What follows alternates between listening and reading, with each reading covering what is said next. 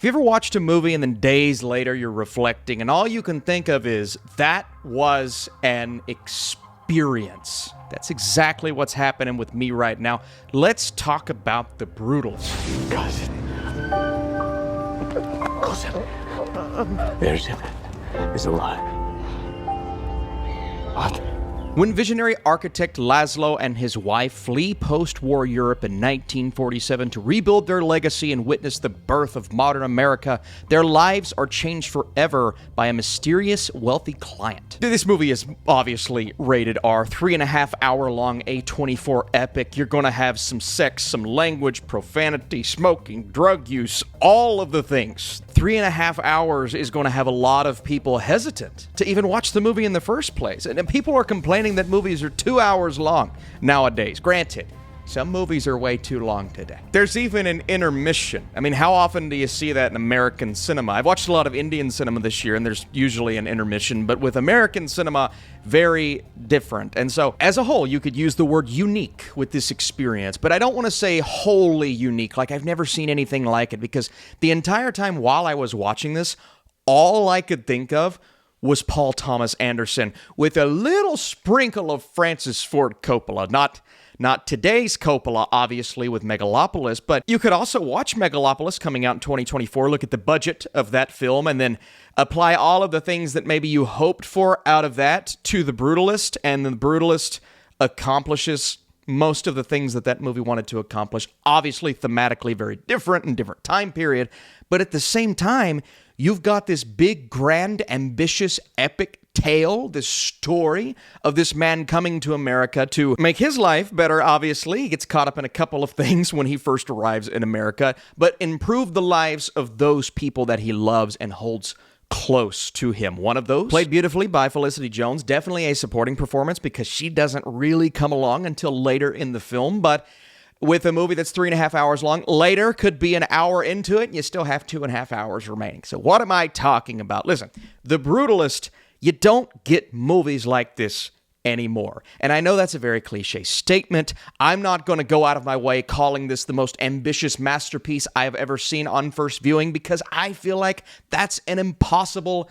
task with a movie like this that you almost have to watch again. I know it's 3.5 hours, but the fact that I'm even throwing around wanting to watch this again already after just watching it is really impressive. I know I've kind of tiptoed around the point here. Austin, what is The Brutalist all about? Well, you could throw around so many words and terms here. An immigrant coming to America trying to better his world. Also, capitalism, also the American dream, also how things can go wrong at the drop of a hat for even those who know they are talented enough to make a name for themselves. And that's where we look at László, this man who is an architect, and at first you don't really understand the level in which his talents can take him, because when we first join him, he is at probably his lowest low, although this is a movie that covers many highs and lows. It's not something that puts everything in a positive light, and that's your perspective, optimistic throughout the entirety of the film. That was kind of my fear at the start, and even with watching that first teaser, which was magnificent, might I add, even though the first teaser didn't give you a lot of information, it felt optimistic, capturing the American dream and spirit in which you go about operating when first arriving. And that's how we see László in the beginning, even though he's coming off of those lows. But there is optimism there until there isn't. And again, we're riding this roller coaster of emotions. I love how this movie is so big, grand, massive, epic, especially from a visual standpoint. But the story gets so close and personal. You're following Brody's character. I think 90% of the movie, you're with him and just feeling everything that he is feeling, reacting to him as if we know him when he's making irrational decisions. And I'm just sitting back going, what are you doing, man? Why are you acting that way? Although sometimes you get it, especially when we start to focus on the architecture here. This man is so talented. He loves and appreciates his art. He holds this art so close to him. And when things aren't as specific as they need to be, when there isn't enough money to complete this task as something that he has in his head as very important. This must be done. He and Guy Pearce's character, and we'll talk about Pearce in just a second, they have so many great conversations in the first half of this movie, and Pearce says to him, I find these conversations emotionally and intellectually stimulating. And that's how you feel as an audience member. You're just like, man, I love the way that Harrison is soaking in all of this information and kind of getting ideas in his head. We see where that leads us as the story progresses. And that's another thing about the story. You don't really know where it's going. Because while you are maybe holding on to the optimism of a certain sequence, scene, or something great that happens to our main character, there's always something looming around the corner that is better or worse. And that's what The Brutalist does. I mean, the title of the movie is The Brutalist. It is often brutal. It really does dive into the darkness of a story that can operate so differently at every turn and within every hour. And I would say every act of this movie, all three of them stand out in a very distinct way. I personally like the first act more. I don't know if everybody's going to feel that way, because there are times in the beginning where it's like this slower build up, but you're really building character. I'd say pacing-wise, the first half is quicker. The second half slows down even more, but you are already invested at that point. It's just kind of, where is this going? What's going to happen next? And there is something that happens in the second act, and I don't know if everyone's going to be on board with this, because it is a gutsy decision by everyone involved to throw this at us as dark as you could possibly imagine, because the whole goal in the beginning is to make a name for himself, but also to kind of reunite with his loved ones. And after that, it's up to the movie to keep us invested, right? It's up to the movie to throw us off at every turn. It throws us off in the third act. It also kind of throws us off with the ending, because I don't know if this ending's going to work for everyone. It genuinely throws you a curveball, but it's a curveball that I really started to respect the more that I thought about it. At first, I was caught off guard. Like, man, I wish we had more of a concreteness to the ending of this movie. Sometimes a movie pisses me off when it's not concrete. Other times, I'd say in the case of The Brutalist, I could kind of fill in the gaps in my head as I go. And that's something I really appreciate as well about this screenplay, story, characters.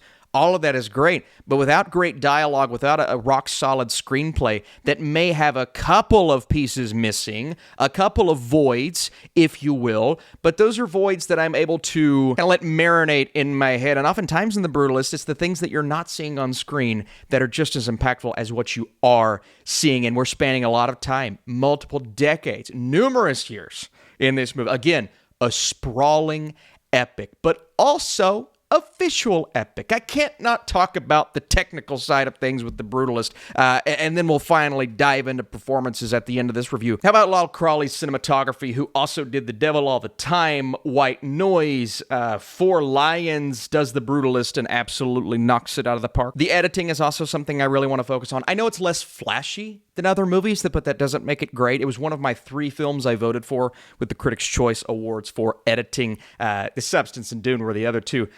But I gotta talk about this score. This score, I don't know if I want to hold it in this high of regard, but I don't know if it would have been the epic that I see it as now without the score, without the music in the background. I mean, you hear it in the trailer, and it makes you feel something, but when you start to hear it behind these integral scenes that you're watching, you're just like, I've never, and it's not what you expect either. It is almost the opposite type of score that you expect in certain sequences, but it works. It's beautiful. It's from Daniel Blumberg, who I am not even familiar with, but I don't care.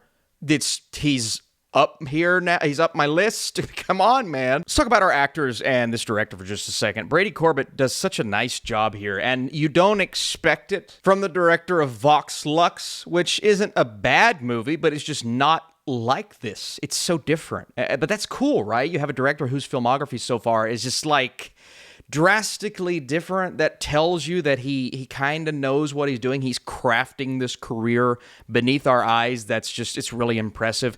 But also the performances, which is, partially because of the director, but also partially because Guy Pearce is a really freaking good actor. Guy Pearce gives his best performance in 20 plus years, since Memento, I would say. And not that he's been bad since, but he just really hasn't done a ton that's put him firmly in this awards conversation. I don't even think he's been nominated. Has he been nominated for an Oscar?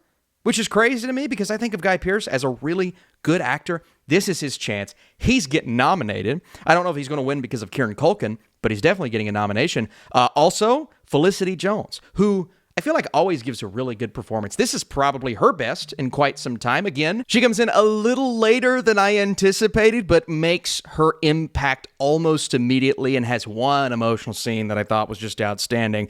Those two are amazing. Adrien Brody. Adrien Brody, I've always looked at, obviously Oscar level, The Pianist was great. He's been given some solid performances, Wes Anderson every now and then he pops up here and you're just reminded of greatness. You're just reminded of how good he is or how good he can be with the appropriate character. And I think this is it, right? Because you spend so much time with him. You get to learn him up and down, whether it's the aggression or the mistakes or the decision-making or the greatness of what exudes from him, from the artistic side of his character, and how truly special of a role architecture plays in his life, and therefore bringing together all of these people and these pieces and these products to make greatness and spending time on that greatness, frustrating a lot of people along the way, pissing off the hand that feeds you, and again, that comes into the thematic side of things. All of these elements come together to make what I believe is a great film, and one that I've sat on, and it's gotten better the more I've thought about it. I really, truly, desperately want to watch The Brutalist again, guys. And listen, I don't try to be a guy who caters to the butt-kissing side of things, an Oscar Beatty-type movie. We've had several this year, the last couple of years, that have disappointed me. Some I'm on board with, others I'm not. This year, Megalopolis could have been that film. I think The Brutalist fills the void of what Megalopolis could have been and goes a step beyond and just, again, has that Paul Thomas Anderson look and feel to him. I think of a movie like The Master or There Will Be Blood. That's obvious, but The Master, the way that's shot and the way you feel while watching, it's a similar feeling that I got while watching The Brutalist. And again, you just have to give kudos to every single person involved here. And when I'm doing that with a movie, you're thinking about something special. Again, don't want to call it a masterpiece after first viewing. On the negative side of things, again, still don't know how to feel about that ambiguous ending. I don't dislike it. I'm just trying to process it. I'm still trying to process it, to be honest with you. And it is 3.5 hours long. It is a long movie. There are times where I'm just sitting back going, maybe this doesn't need to be as long as it is, but again, you get to know these characters so well, it didn't quite bother me as much. And so I'm just curious to see where people are going to fall. Is it too ambitious? Is it trying to do too much? Or is it just this experience that I am really starting to think about more every day? Are you watching The Brutalist? It's coming out in limited theaters this weekend, I believe, and slowly expanding after.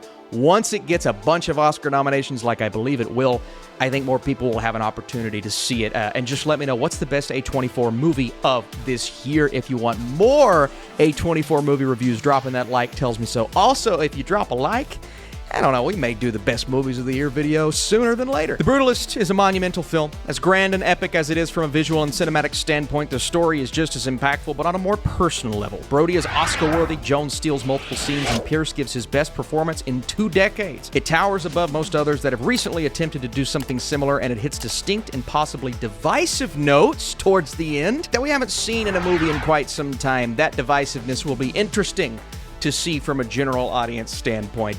But again, man, just a monumental movie. Thank you for watching. Appreciate it big time. I'll be back with more reviews, and I'll see you soon.